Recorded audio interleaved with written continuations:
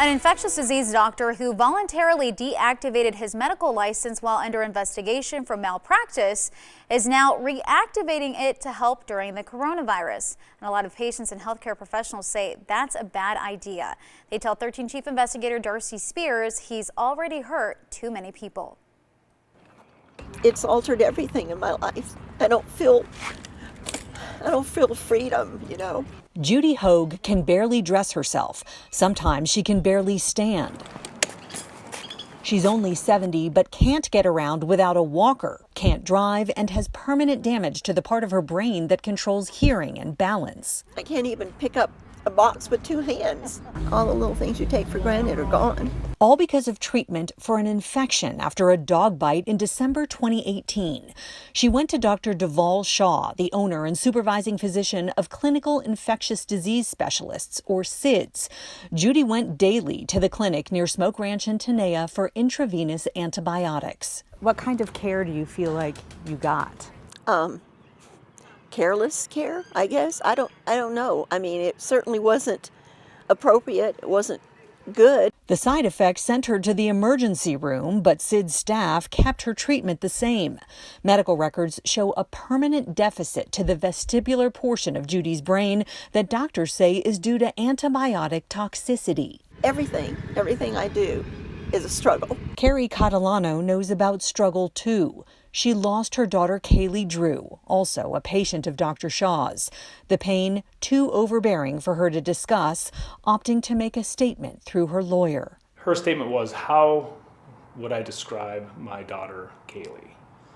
I never thought in a million years I would have to write this. I'm not supposed to outlive my children." Matthew Hoffman represents Catalano. My beautiful Kaylee was and is a strong, articulate, free-spirited young lady who always had a smile on her face wherever she was.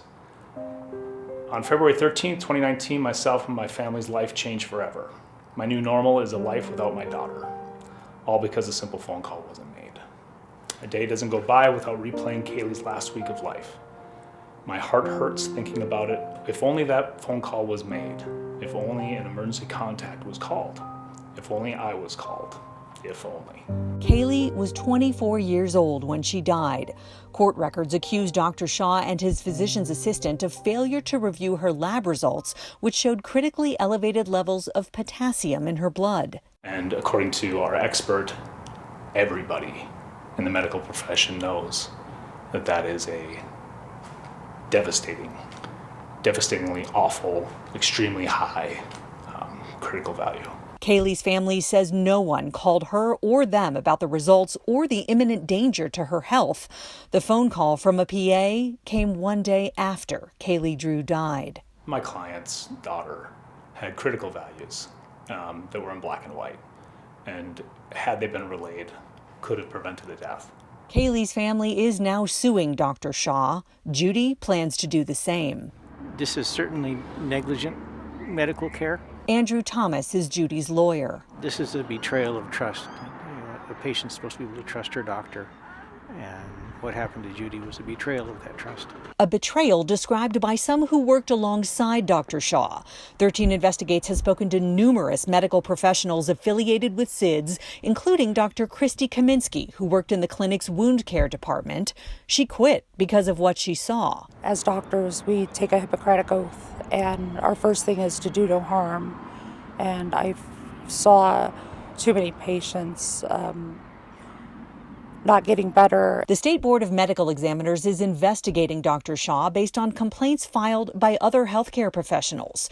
This one describes fraudulent practices at CIDS, naming 22 patients who allegedly received substandard care that led to emergency room visits, no improvement or worsening illness, unnecessary medical costs, and unnecessarily prolonged treatment. Someone like this should not be practicing medicine, in my opinion. The state filed 2 pending complaints, formally charging Dr. Shaw with malpractice.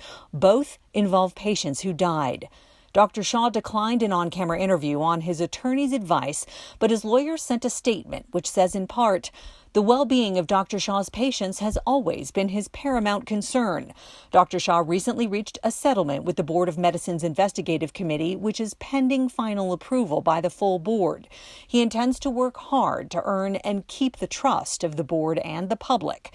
In order to demonstrate his sincerity, he has stepped away from his practice and is currently devoting time and resources on a volunteer basis to assist with the response to the unprecedented COVID-19 pandemic. He values the opportunity to treat the citizens of Nevada. Allegations of substandard medical care is just one of the clouds hanging over Dr. Shaw's practice. We've also uncovered billing discrepancies, documented labor violations, even a failed marijuana testing lab. Is the clinic putting profit over patient care? My special report continues tomorrow. Darcy Spears, 13 Investigates.